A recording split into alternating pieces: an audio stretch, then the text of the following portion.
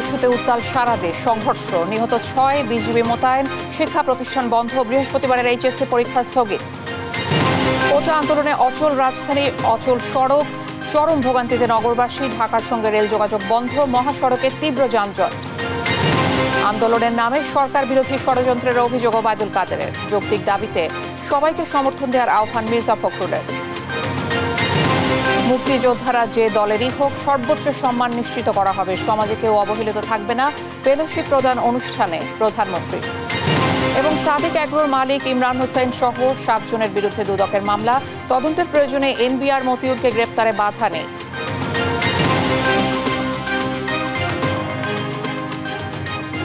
সংবাদ রাতে দেখছিলেন একেএসটিএম টিভির সংবাদ শিরোনাম, সঙ্গে আছি আমি শিকা আজিজ। কোটা সংস্কার আন্দোলনে হামলার প্রতিবাদে উত্তাল সারা দেশ। এদিনও আন্দোলনকারীদের সঙ্গে ছাত্রলীগ, যুবলীগ ও পুলিশের দফায় দফায় সংঘর্ষে অন্তত 5 জন নিহত হয়েছেন। এদের মধ্যে রংপুরের বেগম রোকেয়া বিশ্ববিদ্যালয়ের কোটা আন্দোলনের অন্যতম সমন্বয়ক আবু সাইদ, চট্টগ্রাম কলেজের শিক্ষার্থী ওয়াসিম ও 2 পথচারী এবং রাজধানী ঢাকার সায়েন্স ল্যাবে একজন নিহত হওয়ার খবর পাওয়া গেছে। সহকর্মীদের পাঠানো তথ্য ও চিত্রে শুভশ্রী রায়ের ডেস্ক রিপোর্ট।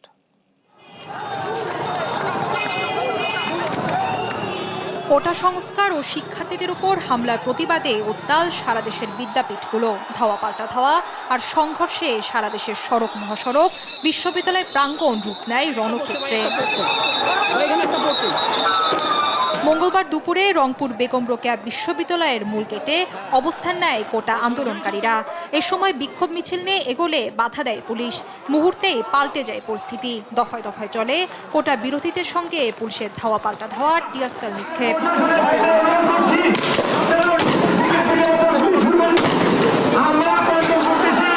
পর্যায়ে আন্দোলনকারীদের লক্ষ্য করে গুলি ছুড়লে বেগম রোকেয়া বিশ্ববিদ্যালয়ের কোটা সংস্কার আন্দোলনের অন্যতম সমন্বয়ক আবু সাইদ নিহত হন। ওই শিক্ষার্থী ইংরেজি বিভাগের 12তম ব্যাচের বলে জানা যায়। আমাদের একটা ভাই শহীদ হয়েছেন, আমরা এর তীব্র প্রতিবাদ জানাই এবং যতক্ষণ পর্যন্ত এর ন্যায্য অধিকার ফিরে নিয়ে আসতে ততক্ষণ পর্যন্ত আমরা এই মাঠ, এই রাজপথ কখনোই ছাড়বো না। চট্টগ্রামে বিকেল 3টা থেকে নগরের মুরাদপুর, 2 নম্বর গেট এবং 16 শহর সহ আশপাশের এলাকায় কোটা আন্দোলনকারীদের সঙ্গে ছাত্রলীগ ও যুবলীগের মধ্যে দফায় দফায় সংঘর্ষ বাধে। এ সংঘর্ষে নিহত হন চট্টগ্রাম কলেজের শিক্ষার্থী ওয়াসিম সহ 2 জন। এ সময় আহত হন আরও অনেকে। এদিকে মঙ্গলবার বিকেল 3:30টার দিকে রাজশাহী বিশ্ববিদ্যালয়ের বঙ্গবন্ধু শেখ মুজিবুর রহমান হলে ঢুকে ব্যাপক ভাঙচুর চালায় দুর্বৃত্তরা। এ সময় হলের ভেতরে থাকা অন্তত 10টি মোটরসাইকেলে আগুন দেওয়া হয়। এর আগে দুপুরে বিশ্ববিদ্যালয় সংলগ্ন বিনোদপুর বাজারে জড়ো হন শিক্ষার্থীরা।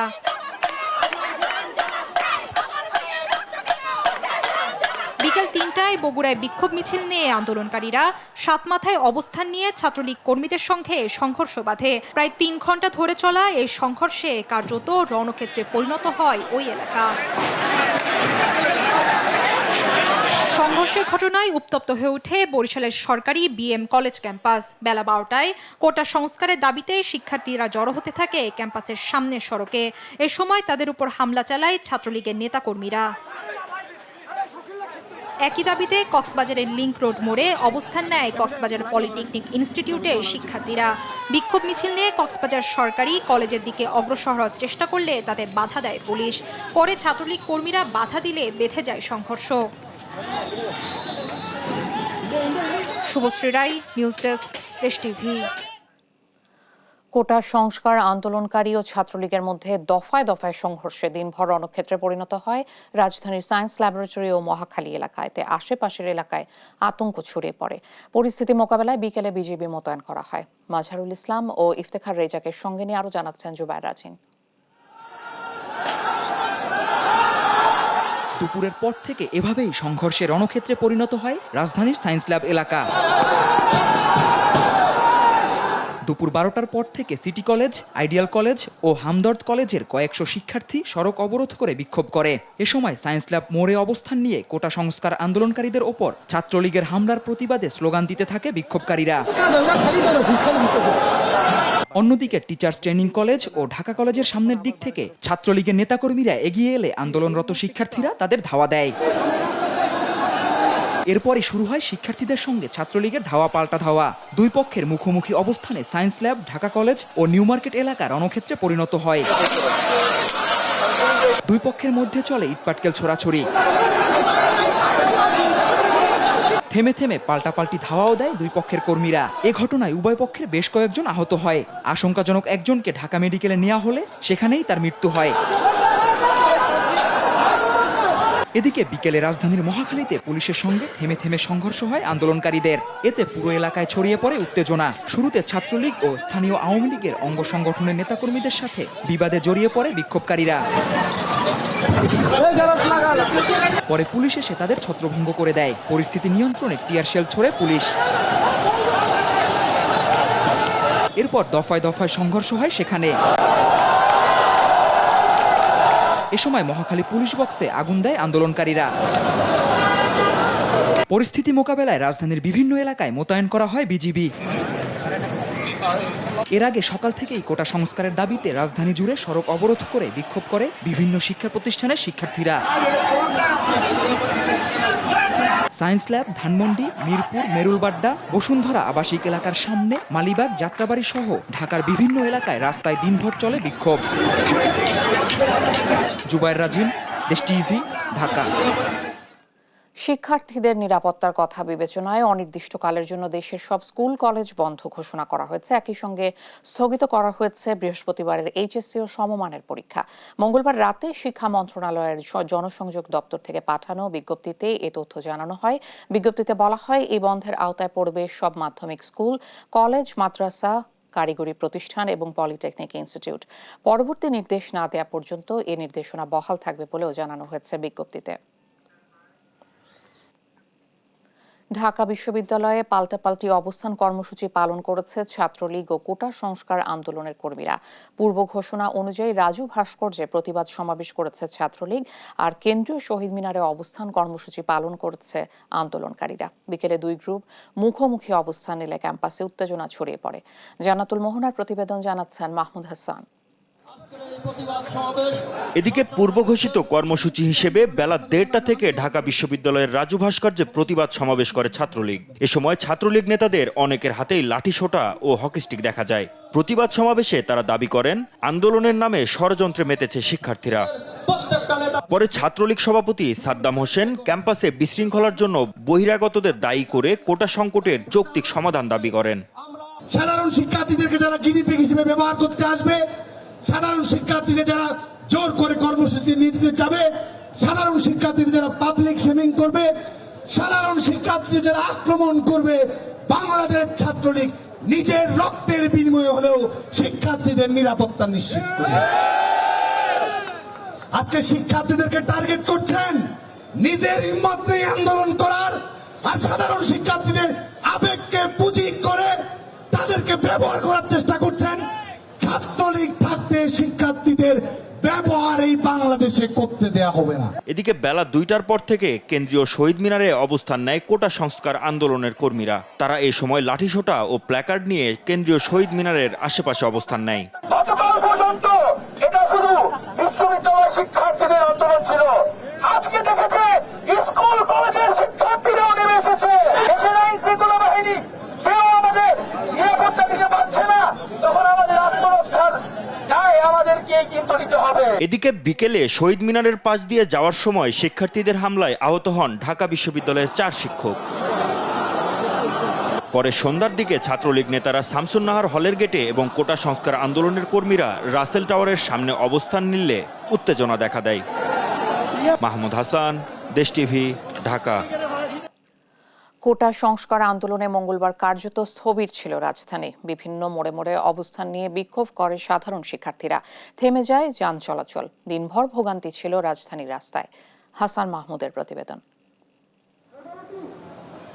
মঙ্গলবার সকাল থেকেই রাজধানীর বিভিন্ন সড়কে অবস্থান নিতে থাকে কোটা সংস্কার আন্দোলনের কর্মীরা। দুপুরের আগেই বাড্ডা, নতুন বাজার, উত্তরা, রাজলক্ষ্মী, শান্তিনগর, মিরপুর ও সায়েন্স ল্যাবে সড়ক অবরোধ করে বিক্ষোভ শুরু করেন শিক্ষার্থীরা। এতে রাজধানীর বেশিরভাগ এলাকায় যান চলাচল বন্ধ হয়ে যায়। মুহূর্তে ব্যস্ততম শহর পরিণত হয় ভোগান্তির নগরীতে। মিরপুর সড়ক, বিমানবন্দর সড়ক এবং প্রগতি সরণি বন্ধ হয়ে যানজট ছড়িয়ে পড়ে গোটা রাজধানীতে। এখানে আমরা আছি প্রায় 3 ঘন্টা, একটার সময় বসছি, 3 ঘন্টা হয়েছে এখানেই, কোনো দিকে যাইতে পারি না। জরুরি প্রয়োজনে বাইরে বের হয়ে বিপাকে পড়েন সাধারণ নগরবাসী। আমরা ভাই 3 ঘন্টা ধরে দাঁড়ায় আছি এই মিটিং মিছিলের দ্বারায়। আমরা প্রত্যেক দিন হস্তনস্তর মধ্যে আছি। ঘন্টার পর ঘন্টা একই স্থানে দাঁড়িয়ে থেকে গন্তব্যে যেতে ব্যর্থ হয় অনেক গণপরিবহন। আচ্ছা 4 থেকে 5 দিন ধরে মনে করেন 1 টিপ 2 টিপ বাসায়, আজকে তো যা ধরছে আর পারলামই না যাইতে। উপায় না দেখে তীব্র গরম মাথায় নিয়ে হেঁটে গন্তব্যে পাড়ি জমান অনেকেই। কোটা সংস্কারের দাবিতে বেশ কিছুদিন ধরে আন্দোলন করছেন বৈষম্য বিরোধী ছাত্র আন্দোলন। হাসান মাহমুদ, দেশ টিভি, ঢাকা। সারা দেশে সড়ক মহাসড়ক অবরোধ করে কোটা আন্দোলনকারীরা। এতে স্থবির হয়ে পড়ে রাজধানীর সঙ্গে সারা দেশের যোগাযোগ। চরম ভোগান্তিতে পড়ে সাধারণ মানুষ। কিছু জায়গা থেকে সরে গেলেও এখনও দেশের অধিকাংশ মহাসড়ক আন্দোলনকারীদের দখলে। প্রতিনিধিদের তথ্য ও ছবিতে আপন অপুর রিপোর্ট। কোটা আন্দোলনকারীদের উপর ছাত্রলীগের হামলার প্রতিবাদে অবরোধ করা হয়েছে ঢাকা চট্টগ্রাম ও ঢাকা সিলেট মহাসড়ক। বেলা 12টার দিকে শনির আখড়া ও কাজলায় মহাসড়কে অবস্থান নেয় আন্দোলনকারীরা। এরপর থেকেই বন্ধ হয়ে যায় যান চলাচল। রাজধানীর সঙ্গে বিচ্ছিন্ন হয়ে পড়ে চট্টগ্রাম ও সিলেট বিভাগ। অনেক ভয়াবহ অবস্থা, মানুষের যেই দুর্ভোগ একদমই মানার মতো না। বাচ্চারা ডাক্তার দেখানোর জন্য আসছিলাম, মানে আমার ওয়াইফ আছে ঢাকাতে, কিন্তু আমি জায়গাতে পৌঁছাইতে পারি নাই। তো জরুরি কোথাও যেতে পারছে না, অনেক সমস্যা, অ্যাম্বুলেন্স যেতে পারছে না। রাস্তা তো খাইলে এগুলো জাম দেখেছি, হাঁটতে হাঁটতে যাইতেছি, কষ্ট হইতেছে, রোজা রাখছি, হাইটা সকাল গড়াতেই ঢাকা আরিচা মহাসড়কে অবস্থান নেয় জাহাঙ্গীরনগর বিশ্ববিদ্যালয়ের আন্দোলনকারী শিক্ষার্থীরা। ধাপে ধাপে মিছিল নিয়ে মহাসড়কে আসে তারা। তাদের অবরোধের ফলে কয়েক কিলোমিটার জুড়ে দেখা দেয় তীব্র যানজট। ঢাকা টাঙ্গাইল মহাসড়ক অবরোধ করা হয় দুপুরের দিকে। 1 ঘন্টার অবরোধে মহাসড়কের দুই পাশে প্রায় 8 কিলোমিটার এলাকা জুড়ে সৃষ্টি হয় তীব্র যানজট। বিকাল 5টার দিকে ময়মনসিংহের কৃষি বিশ্ববিদ্যালয়ের জব্বারের মোড়ে রেলপথ অবরোধ করে শিক্ষার্থীরা। ঢাকা ময়মনসিংহ রুটে বন্ধ হয়ে যায় ট্রেন চলাচল।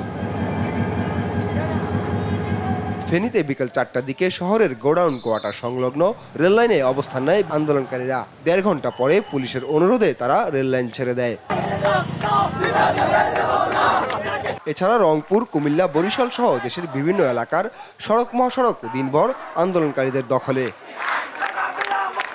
আপন অপু, নিউজ ডেস্ক, দেশ টিভি। শিক্ষার্থীরা ভুল করছে জানিয়ে স্বরাষ্ট্রমন্ত্রী বলেন, আন্দোলনের নামে জনদুর্ভোগ সৃষ্টি করলে ছাড় দেওয়া হবে না। আর চলমান আন্দোলনের জন্য বিএনপি ও তারেক রহমানকে দায়ী করে আওয়ামী লীগ সাধারণ সম্পাদক ওবায়দুল কাদের বলেন, সবকিছুতে ছাত্রলীগকে দোষারোপ করা ফ্যাশনে পরিণত হয়েছে। এদিকে কোটা নিয়ে সিদ্ধান্তের জন্য আপিল বিভাগের রায় পর্যন্ত সরকার অপেক্ষা করবে বলে জানান আইনমন্ত্রী আনিসুল হক। আরও জানাচ্ছেন সাবরিনা মজুমদার। কোটা ইস্যুতে মুখোমুখি বৈষম্য বিরোধী ছাত্র আন্দোলন এবং ক্ষমতাসীন দলের ছাত্র সংগঠন ছাত্রলীগ। এ নিয়ে উত্তাল রাজধানী সহ সারা দেশ। এমন পরিস্থিতিতে সচিবালয়ে সাংবাদিকদের মুখোমুখি হন স্বরাষ্ট্রমন্ত্রী আসাদুজ্জামান খান কামাল।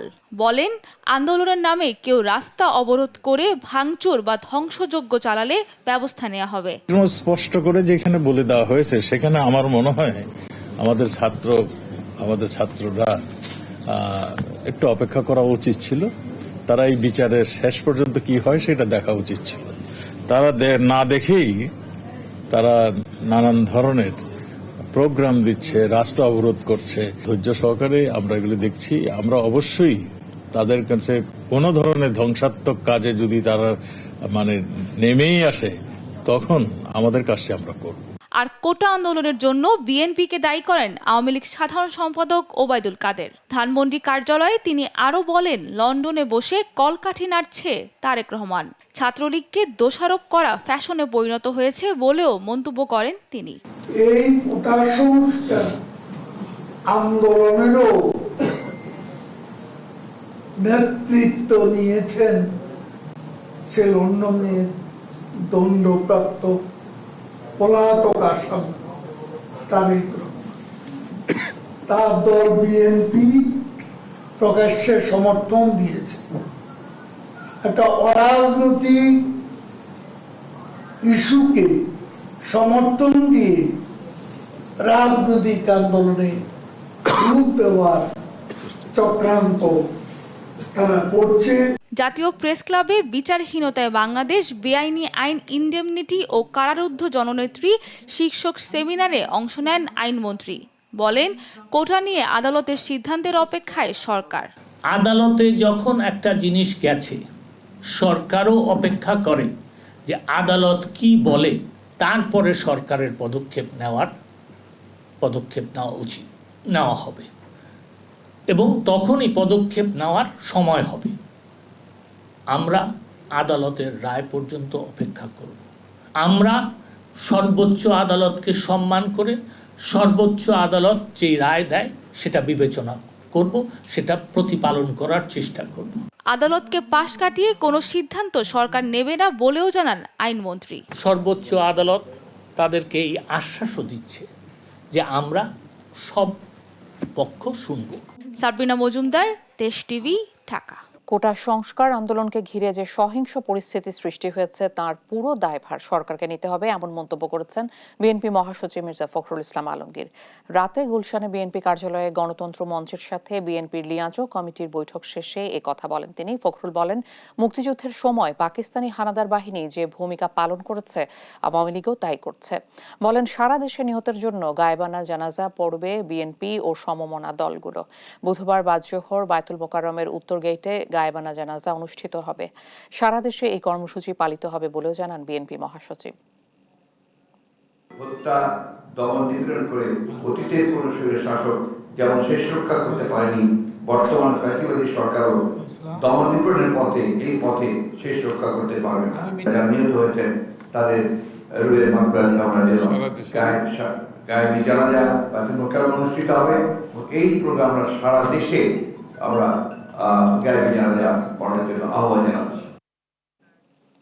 এদিকে সাধারণ শিক্ষার্থীদের ওপর হামলার ঘটনায় নয়াপল্টনে বিক্ষোভ মিছিল করেছে ছাত্রদল আর প্রেস ক্লাবে আলোচনা সভায় বক্তারা অভিযোগ করেন, শিক্ষার্থীদের ওপর বর্বরচিত হামলার ঘটনা পাকিস্তানি শাসক গোষ্ঠীকেও হার মানিয়েছে।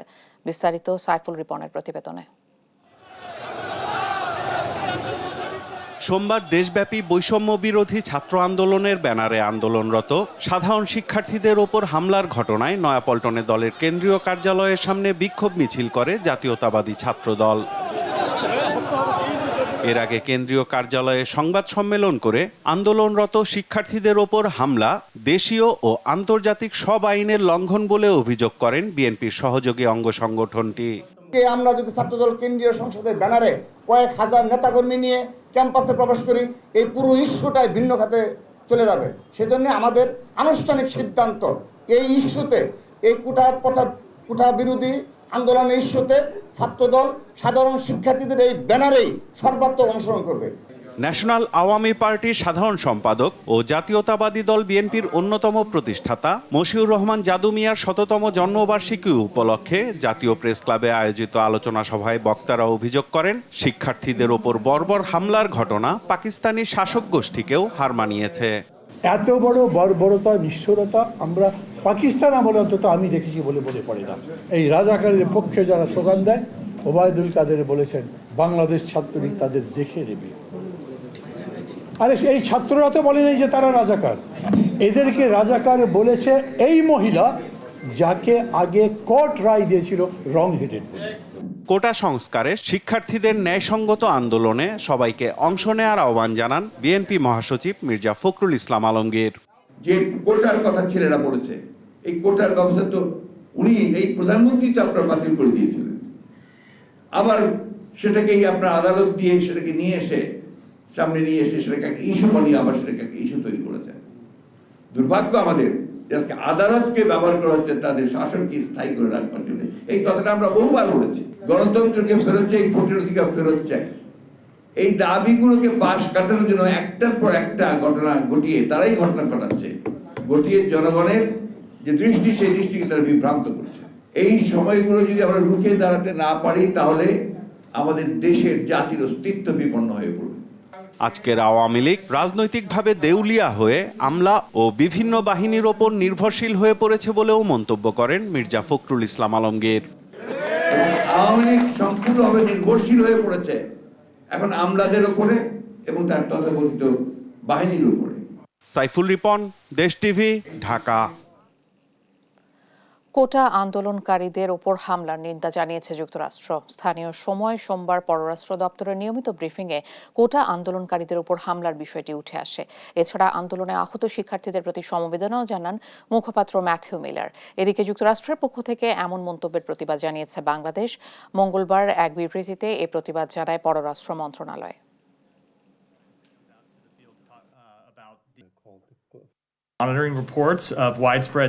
ঢাকাসহ বাংলাদেশে ব্যাপক ছাত্র বিক্ষোভের বিষয়ে আমরা অবগত আছি এবং এ বিষয়ে আমরা পর্যবেক্ষণ করছি। মত প্রকাশের স্বাধীনতা এবং শান্তিপূর্ণ সমাবেশ যে কোনো বিকাশমান গণতন্ত্রের জন্য অপরিহার্য। আমরা শান্তিপূর্ণ প্রতিবাদকারীদের বিরুদ্ধে যে কোনো সহিংসতার নিন্দা করি। যারা এই সহিংসতার শিকার হয়েছেন তাদের প্রতি সমবেদনা। July 2024, Washington Time, where he made unsubstantiated claims of at least 2 deaths from the ongoing student protest in Bangladesh. Use of unverified information to make such baseless claims can fuel violence and undermine Bangladesh government's efforts to maintain a peaceful environment to allow non-violent protest or movement.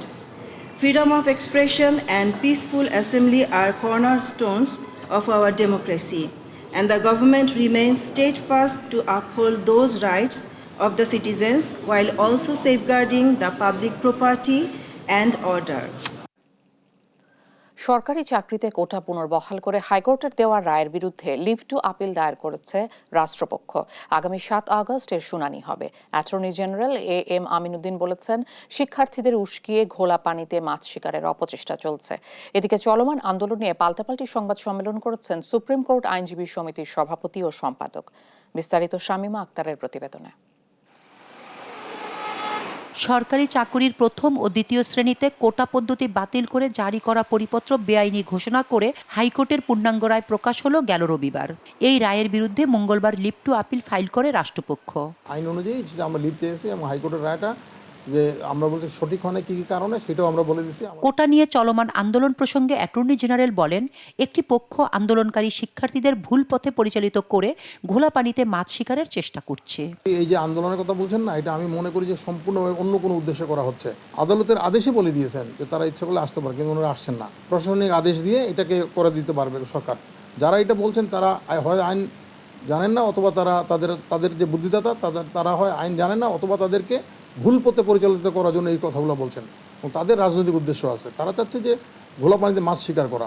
এদিকে এক সংবাদ সম্মেলনে supreme court আইনজীবী সমিতির সম্পাদক বলেন, স্বাধীনতা বিরোধী চক্রের প্ররোচনায় কোটা বিরোধী আন্দোলনের নামে মুক্তিযুদ্ধের বিরোধিতায় নেমেছে শিক্ষার্থীরা।